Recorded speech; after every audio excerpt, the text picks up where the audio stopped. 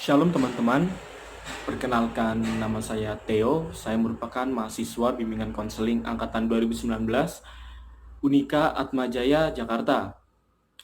Pada kesempatan kali ini, saya akan menjelaskan kepada teman-teman sekalian tentang logoterapi oleh Viktor Frankl. Apa kabar teman-teman semua? Saya doakan teman-teman semua selalu dalam kondisi yang sehat dan sehat dan juga jangan sampai ya teman-teman terpapar sama virus corona. Pesan dari saya sih simple, stay from home, work from home, dan jauhkan diri teman-teman dari tempat-tempat yang ramai atau yang banyak orang lah pokoknya. Terus kalau misalnya teman-teman ada kegiatan yang nggak terlalu penting, mending nggak usah ikut. Kalau misalnya ada kegiatan yang mendesak atau harus diikutin, teman-teman selalu jaga kesehatan, selalu waspadalah sama sekitar. Tanpa berlama-lama lagi, saya akan menjelaskan tentang logoterapi oleh Viktor Frankl. Mengenai sejarah dari Viktor Frankl. Viktor Frankl lahir di Wina, salah satu kota kecil di Austria, pada tahun 1905. Dia merupakan seorang neurolog dan psikiatri dari Austria. Pada tahun 1943, Viktor Frankl dan seluruh keluarganya dimasukkan ke kamp konsentrasi Auschwitz. Jadi Viktor Frankl, istrinya, anaknya, dan kedua orang tuanya itu dimasukin ke kamp konsentrasi Auschwitz yang pada saat itu dikelola oleh Nazi, dan itu merupakan camp untuk membantai atau menghabiskan seluruh umat Yahudi yang berada di Eropa. Nah, dan dia baru dibebaskan pada tahun 1945 oleh tentara Amerika. Jadi Viktor Frankl itu berada di kamp konsentrasi Auschwitz itu sekitar 2-3 tahun. Dia merasakan penderitaan itu. Jadi selama di kamp konsentrasi, Frankl merasakan penderitaan yang sangat amat luar biasa. Dan yang paling sadisnya lagi, ia harus menyaksikan istrinya, anaknya, ibunya, dan ayahnya itu dibantai sama tentara Nazi. Jadi Frankl sendiri nih, dia di kamp konsentrasi. Setelah empat-empatnya dibantai, terus si Frankl jadi sendiri. Karena Frankl memiliki dasar sebagai seorang psikiatri, jadi di kamp konsentrasi itu dia melihat ada dua tipe manusia. Tipe yang pertama itu pasrah. Dia akan pasrah akan keadaannya, pasrah akan kehidupannya di kamp konsentrasi, dan juga dia tidak tahu harus ngapain gitu di kamp konsentrasi itu. Jadi dia tidak menemukan makna kenapa dia di kamp konsentrasi itu. Yang kedua adalah tipe manusia pencari makna. Jadi dia di kamp konsentrasi, dia merasakan juga siksaan-siksaan yang diberikan oleh tentara Nazi. Tetapi dia tidak pasrah akan keadaannya. Dia tetap berusaha untuk menemukan makna hidup di kamp konsentrasi, dan juga dia percaya bahwa di setiap keadaan atau di setiap peristiwa, meskipun itu sedih atau senang, itu ada makna yang didapat dari peristiwa itu. Selama Frankl menjalani masa tahanannya di kamp konsentrasi, ia bersifat sangat baik terhadap tahanan-tahanan lain. Kenapa? Karena di saat Frankl sendiri merasakan siksaan-siksaan yang tidak manusiawi, ia tetap memberikan motivasi, dia tetap memberikan arahan yang motivasional, ia selalu memberikan sesuatu yang positif terhadap tahanan-tahanan yang merasa hopeless, yang merasa tidak berdaya, yang merasa Dia merasa bahwa kehidupannya itu sudah berakhir di kamp konsentrasi itu. Jadi sama si Frankel, tahanan-tahanan yang hopeless ini diberikan motivasi. Jadi setelah ia bebas dari kamp konsentrasi itu, dia langsung menulis buku yang berjudul Seorang Psikolog Mengalami Kamp Konsentrasi. Jadi di buku itu ia menggambarkan secara objektif bagaimana seorang psikiatri menjalani kehidupannya di kamp konsentrasi Auschwitz. Pengalamannya Frankel di kamp konsentrasi itu, dia juga akhirnya membuat suatu teori yang bernama logoterapi atau teori eksistensial yang akan saya jelaskan berikutnya. Yang akan saya pertama jelaskan adalah mengenai filosofi dari logoterapi. Filosofi yang pertama, will to meaning atau kehendak untuk menemukan makna, adalah kekuatan motivasional fundamental pada setiap diri manusia. Pencarian manusia akan makna adalah kekuatan utama dalam hidupnya. Makna ini unik dan spesifik dan hanya dapat dipenuhi oleh dirinya saja, walaupun dalam situasi menderita sekalipun. Dari poin ini jelas bahwa teori ini tuh gila, dalam tanda kutip. Kenapa gila? Karena Frankel percaya bahwa setiap manusia itu mempunyai kekuatan dalam diri masing-masing dalam pencarian makna. Meskipun dalam keadaan menderita sekalipun, manusia tetap akan mendapatkan makna. Seperti yang seperti pengalaman Frankel tadi, di mana ia merupakan tahanan dari kamp konsentrasi, ia tetap menemukan makna dalam hidupnya.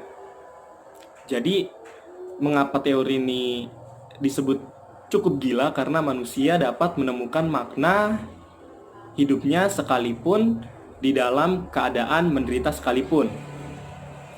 Poin yang kedua, manusia adalah makhluk spiritual yang selalu berupaya untuk melakukan transidensi diri melalui apa yang mereka berikan kepada kehidupan, apa yang mereka ambil dari kehidupan, dan sikap apa yang mereka ambil terhadap takdir yang tidak dapat diubah. Jadi teori ini tuh cukup spiritual karena manusia berupaya melakukan transidensi dalam dirinya. Yang pertama itu apa yang mereka dapat berikan kepada kehidupan, apa yang mereka ambil dari kehidupan, dan sikap apa yang mereka ambil terhadap takdir yang tidak dapat diubah. Dari poin yang ketiga, sikap apa yang mereka ambil terhadap takdir yang tidak dapat diubah itu, jadi manusia memiliki kehendak untuk memilih. Dia memiliki kehendak untuk memilih apakah dia mau mengambil suatu makna dalam kehidupannya atau dia hanya akan pasrah, atau orang-orang menyebutnya let it flow. Frankel mempercayai bahwa manusia memiliki beberapa kecenderungan. Kecenderungan yang pertama yaitu kecenderungan manusia untuk bebas memilih apa yang dia mau. Maksudnya ini dalam pencarian makna pasti orang tidak serta-merta memiliki kemauan untuk menemukan makna dalam hidupnya. Tetapi mereka percaya bahwa manusia ini bebas memilih di antara ia mau pasrahkan kehidupannya atau mengikuti alur dan tidak mau berusaha, atau manusia akan berusaha untuk mencari makna dalam hidupnya. Yang kedua, optimistik. Yang ketiga, spiritual. Yang keempat, teleologi. Dan yang kelima, kesadaran. Berikutnya saya akan menjelaskan tentang patologi. Patologi itu keadaan yang tidak sehat. Keadaan yang tidak sehat menurut teori ini, itu adalah ketika seseorang tidak dapat atau tidak bisa menemukan makna hidup dan akan mengalami sindrom ketidakmaknaan atau syndrome of meaninglessness. Sindrom ini memiliki dua tahap. Yang pertama itu tahap kevakuman eksistensial, dan yang kedua neurosis noogenik. Tahap yang pertama ini terjadi ketika hasrat akan makna hidup manusia tidak dapat terpenuhi.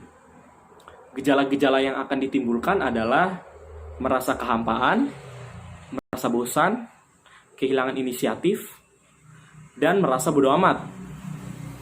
Tahap yang kedua, neurosis noogenik.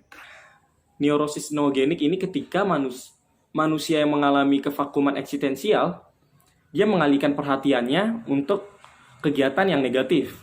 Misalnya, orang-orang yang mengalami kevakuman eksistensial, dia melakukan misalnya mabuk, atau misalnya mengonsumsi narkoba, atau misalnya melakukan hal-hal negatif.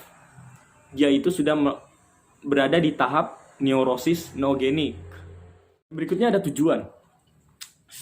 Tujuan dari adanya teori ini atau terbentuknya teori ini adalah untuk membantu manusia untuk mencari arti dari kehidupan mereka melalui hati nurani dan memberikan kesadaran diri akan tanggung jawab manusia, yaitu untuk mencapai aktualisasi diri.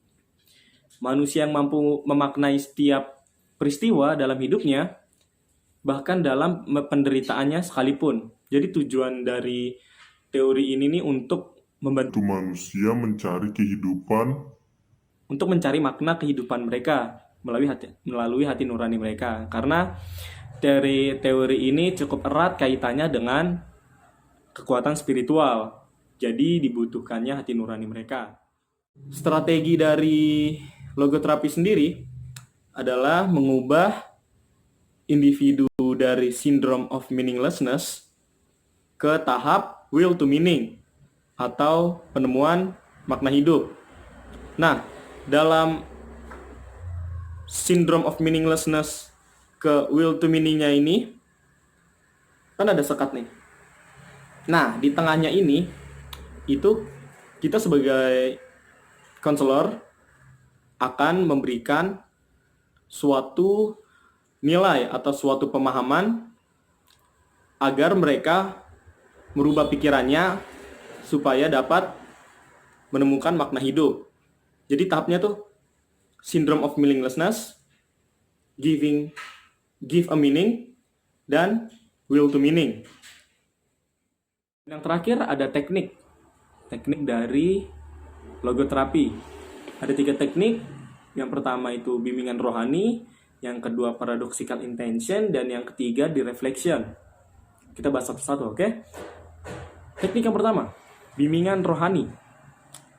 Teknik ini dilakukan kepada klien yang mengidap penyakit yang buruk atau penyakit yang sudah tidak dapat disembuhkan, sehingga klien tersebut tidak dapat berbuat apa-apa lagi. Melalui teknik bimbingan rohani ini, klien didorong untuk merealisasikan nilai-nilai positif tentang apa yang sedang ia alami atau kejadian apa yang sedang ia alami, sehingga klien mampu menemukan makna kehidupannya. Teknik yang kedua, ada paradoxical intention. Teknik ini dilakukan dengan cara klien tidak melawan, tetapi membiarkan atau mempertahankan gejala atau perilaku yang ada. Contohnya, seseorang atau klien memiliki insomnia.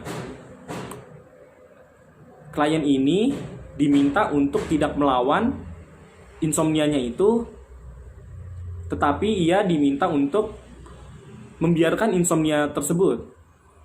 Apabila ia melawan insomnia tersebut dengan memaksakan tidur, dengan begitu ia tidak akan tidur. Dia tidak akan bisa tidur karena dipaksakan. Tetapi apabila dibiarkan saja insomnianya, lambat laun dia pasti akan merasa ngantuk dan tertidur. Dan teknik terakhir ada di reflection. Teknik ini dilakukan dengan cara mengalihkan pikiran klien, mengalihkan pikiran klien ke arah yang lebih bermakna atau positif. Contohnya, ada klien yang memiliki pikiran yang negatif terus. Nah, jadi si konselor ini dia harus mengalihkan perhatiannya si klien ini untuk bersikap atau memikirkan sesuatu yang positif. Setelah kita membahas tentang sejarah dari Viktor Frankl, lalu filosofi dari teori ini, patologi, tujuan, strategi, dan teknik, kita akan membahas atau saya akan memberikan contoh kasus mengenai logoterapi. Baik, saya akan menggunakan contoh kasus tentang kita sebut saja namanya dia David. David merupakan anak SMP. Dia merupakan anak SMP yang biasa-biasa saja. Tidak banyak orang mengenalinya, bahkan di sekolahnya sendiri, karena ia orang yang sangat tertutup dan ia hanya ingin berteman dengan sahabat-sahabat yang sudah dia kenal sejak lama. Atau bisa kita sebut dia seorang introvert. Selama SMP, dia tidak mengikuti kegiatan apapun, tidak mengikuti ekstrakurikuler apapun, tidak mengikuti kegiatan sekolah apapun. Jadi, dia hanya menyendiri orangnya. Sampai dia beranjak dewasa, dia masuk SMK, salah satu SMK negeri di kota Jakarta. Awal masuk, ia masih bersikap seperti sikap dia di SMP. Introvert, dia tidak ingin membuka diri kepada siapapun dan tidak ingin mencari teman. Semakin kesini, David merasa capek sendiri. Dia merasa lelah sendiri karena ia tidak mempunyai teman. Dia tidak ada seorang untuk men-sharekan ceritanya kepada orang tersebut. Jadi dia sudah mulai berusaha nih SMK untuk membuka diri. Setelah itu ia mencoba mengikuti OSIS. Ia coba mengikuti OSIS dan di OSIS itu dia diterima sebagai pengurus OSIS. Akhirnya sejak saat itu David ini menjadi orang yang terbuka. Ia menjadi pribadi yang menyenangkan dan ia sudah berani berbicara di depan umum atau public speaking. Dia juga sudah berani untuk melakukan kegiatan di sekolah. Karena ia OSIS, jadi dia harus memberanikan diri untuk mengadakan kegiatannya di sekolah. Saya akan menganalisis kasus tersebut menggunakan dasar-dasar teori dari logoterapi. Yang pertama ada filosofis. Filosofis dari kasus tersebut adalah David merupakan anak SMP introvert. Dia tidak dapat membuka dirinya terhadap teman-temannya dan juga ia sadar akan hal tersebut. Dan dia melakukan usahanya saat dia SMK untuk membenahi atau merebuild dirinya. Lalu yang kedua ada patologi. Patologi dari kasus tersebut adalah David pernah mengalami kehampaan diri dan juga dia pernah mengalami syndrome of meaninglessness. Ia sudah berada di satu tahap yaitu kevakuman eksistensial. Lalu tujuan dari kasus ini adalah merubah David untuk menjadi anak yang lebih terbuka.